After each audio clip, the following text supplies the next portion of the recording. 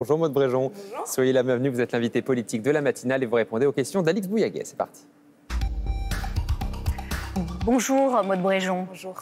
Hier soir, après 4 mois et 16 réunions, les partenaires sociaux n'ont pas réussi à se mettre d'accord sur les retraites.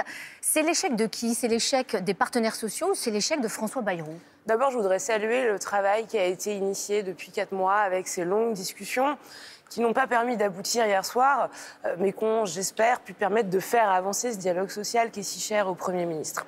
Ma position, elle a toujours été la même sur ce conclave et sur la réforme des retraites en général. La réforme Borne doit s'appliquer. On ne doit pas se tromper de débat. Aujourd'hui, on est face à un déficit qui va croître. La Cour des comptes le dit, le rapport du corps l'a redit récemment. Il manquera 15 milliards d'euros dans les caisses en 2000. J'entends ce que vous me dites, Maude Bréjon. Mais François Bayrou avait mis sur la table une nouvelle méthode aujourd'hui. Est-ce que c'est un échec? Est-ce que c'est son échec? Mais ce dialogue a eu lieu, mais on prend acte. Il a échoué. On prend acte aujourd'hui du fait que les partenaires Il a sociaux échoué. N'ont pas réussi à se mettre d'accord. On verra ce qu'il en sera dans les prochains jours. Moi, ce que je veux vous dire ce matin, c'est que notre mission, notre responsabilité, c'est de permettre aux générations futures d'avoir accès au système par répartition. Il manquera 15 milliards d'euros dans les caisses en 2035. Notre responsabilité, c'est de trouver la meilleure manière de tendre vers l'équilibre et non pas de détricoter ce qui a été fait durement et courageusement par Elisabeth Borne et Olivier Dussopt. Ce matin, à 7h, prouve quand même de l'urgence. François Bayrou ne s'avoue pas vaincu. Il invite les partenaires sociaux à venir à Matignon. La CFDT sera d'ailleurs présente aujourd'hui. Il espère toujours un accord. Mais pourquoi est-ce qu'il se passerait quelque chose alors que ça fait 4 mois, 16 réunions, je le répète, qu'il ne s'est rien passé? Et François Bayrou, et c'est son rôle, fait tout pour faire aboutir ces discussions et ces négociations. On verra ce qu'il en sera, encore une fois, dans les prochaines heures et les prochains jours. Moi, j'ai pas de boule de cristal. Mais je le redis, ma responsabilité en tant que parlementaire, et c'est ce que j'ai toujours tenu comme discours devant mes électeurs, c'est d'avoir une parole de responsabilité, une parole lucide sur la situation. Aujourd'hui, on ne peut pas se permettre de revenir en arrière. Je vais vous dire, si on était honnête, on serait déjà en train de discuter. Je termine. On serait déjà en train de discuter de la prochaine réforme et pas de comment est-ce qu'on peut détricoter la réforme précédente. J'entends ce que vous dites, mais vous savez exactement ce qui va se passer. La petite musique, celle d'un grand Raoult pour rien, celle de François Bayrou qui a joué la montre et que la France finalement, et c'en est bien la preuve avec cet échec, la France est plongée dans l'immobilisme. C'est ça que tout le monde va dire aujourd'hui. Les discussions, ça ne sert jamais à rien. Mettre des gens autour de la table, voir comment est-ce qu'on peut travailler ensemble, alors qu'on sait qu'on a du mal à faire vivre ce dialogue social, c'est une bonne chose.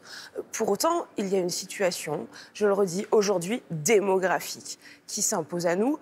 Et la vraie question, c'est comment est-ce qu'on fait perdurer ce système de retraite, pas comment on creuse davantage son déficit. La gauche a déjà prévenu, les insoumis notamment, sans doute les écologistes, ils vont déposer une motion de censure. Est-ce que le gouvernement peut tomber? La gauche ment aux Français. La gauche ment aux Français en prétendant qu'on pourrait revenir en arrière, qu'on pourrait même revenir sur l'âge de départ à 64 ans, qui, je le redis, a été fixé courageusement par Elisabeth Borne et Olivier Dussopt. Aujourd'hui, on doit tenir un discours de responsabilité, même si ça ne fait pas toujours plaisir à entendre, mais entre la prochaine génération et la prochaine élection, on doit choisir la prochaine génération. Sinon, on ne fait pas de la politique. Mais est-ce que, je répète ma question, est-ce qu'avec cet échec, ces 4 mois, ces 16 réunions, François Bayrou ne montre qu'une chose, c'est que ce conclave n'était qu'un artifice pour durer. Est-ce que c'est son seul objectif au Premier ministre de durer? Je crois que François Bayrou est sincèrement attaché au dialogue social, à cette méthode de partage et d'écoute. Et d'ailleurs, sa carrière le démontre, il s'est toujours inscrit dans cette voie-là. Mais il n'est pas responsable de ce qui ressort de ce conclave. Et quant à la question de ce qu'en feront les parlementaires vis-à-vis d'une éventuelle censure demain, moi je dis à mes collègues de gauche, avec qui j'ai pourtant beaucoup de désaccords, soyez un peu responsables. On aura besoin d'un budget en fin d'année et on a besoin de stabilité. Quand on voit ce qui se passe à l'international, quand on voit les incendies auxquels il faudrait s'attaquer partout sur notre territoire, en matière de sécurité, en matière de déficit, en matière de services publics, comment est-ce qu'on peut prétendre honnêtement aller devant les Français et dire c'est en faisant tomber le gouvernement que les choses iront mieux? Donc vous pensez quand même que François Bayrou peut aujourd'hui arracher un accord avec les partenaires sociaux? En tout cas, il fera tout pour. Et si ça ne fonctionne pas, il faudra malgré tout avancer.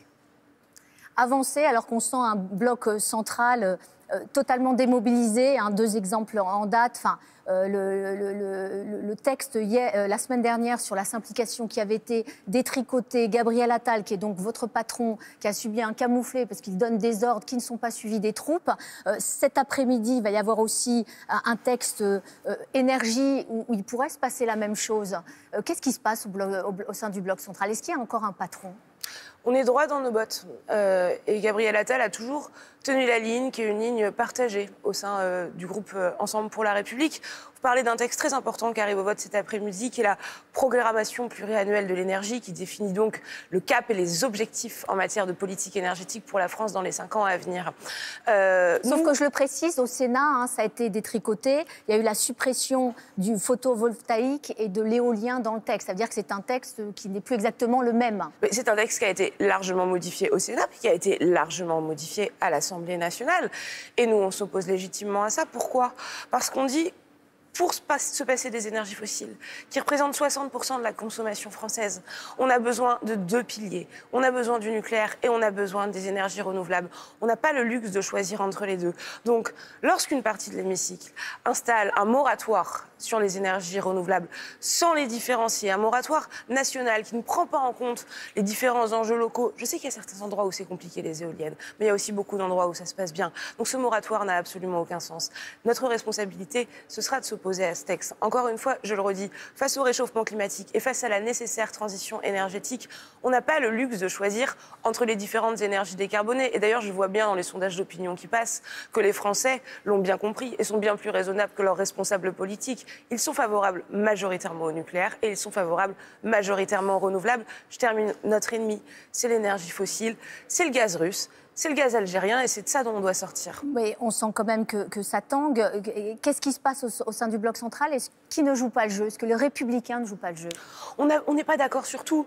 Mais je vais vous dire, les Républicains, au sein même de leur famille politique, ne sont pas toujours d'accord sur tout. J'ai vu des collègues s'exprimer hier soir et ce matin dans la presse pour critiquer la position qui avait été celle de LR sur les énergies renouvelables.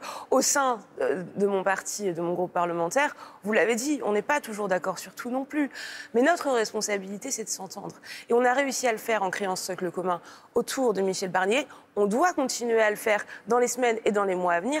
Et ma conviction, c'est qu'on doit réussir à faire perdurer cette unité au-delà même de 2027. Parce que face à une gauche radicale et à un rassemblement national extrêmement fort, c'est de notre responsabilité face aux Français. Un dernier mot sur ce qui se passe en ce moment en Iran. Hein. Dans la nuit, Donald Trump a annoncé que l'Iran et Israël ont accepté un cessez-le-feu. Alors, Téhéran, pour l'instant, dément l'existence de cet accord. Qu'est-ce qui se passe en ce moment? Est-ce que Donald Trump peut réussir son pari, c'est-à-dire une forme de guerre éclair, 12 jours, pour finir par détruire une partie de l'arsenal nucléaire iranien? Est-ce qu'on peut dire aujourd'hui, ce matin, bravo Donald Trump? Alors moi, je n'ai évidemment pas, je le redis, de boule de cristal. Ce que je peux vous redire, c'est la position de la France, qui est constante, et ce, depuis des années, extrêmement claire. La France est évidemment opposée à ce que l'Iran puisse se doter de l'arme nucléaire. Pour autant, la France considère que la seule voie viable, durable et efficace, non pas à court terme, mais à long terme, c'est la voie diplomatique et c'est ce à quoi travaille, vous l'avez largement vu et commenté sur vos antennes, le président de la République. Mais est-ce que Friedrich Merz, le chancelier allemand, n'a pas raison quand il dit Israël fait pour nous le sale boulot pour nous tous les Européens et pour nous tous les Français? Est-ce que de la part d'Emmanuel Macron, jouer la carte de la diplomatie, de la retenue, d'appeler le cessez-le-feu n'est pas un petit peu à contre-emploi? C'est la seule voie durable possible. Et personne ne se place pour autant du côté du régime des mollahs. Enfin, soyons extrêmement sérieux. Ni Friedrich Merz, ni Emmanuel Macron. Ce qu'on dit très simplement, c'est qu'en ayant une position constante, encore une fois, l'Iran ne doit pas se doter de l'arme nucléaire. Pour y arriver, ça passe par des pourparlers, ça passe par de la diplomatie, ça passe par un accord. Et je vois d'ailleurs que Donald Trump va aussi dans ce sens. il plébiscite des négociations et des échanges. 10 secondes, dernière question. La droite comme la gauche réclament un débat au Parlement sur l'Iran et ce qui se passe en ce moment. Est-ce que vous aussi, et d'autre part, est-ce que ça doit être suivi d'un vote? Il y aura un débat. Il a été annoncé mercredi à 21h30 à l'Assemblée nationale. Je ne sais pas s'il doit être suivi d'un vote. Il faudrait qu'on s'accorde d'abord sur la question qui serait posée, et la situation globale au Moyen-Orient ne se règle probablement pas en un vote, mais en tout cas c'est une très bonne chose qu'on puisse en débattre, et encore une fois à la demande du président de la République. Merci beaucoup, Maud Bréjon. Bonne journée à vous. Merci.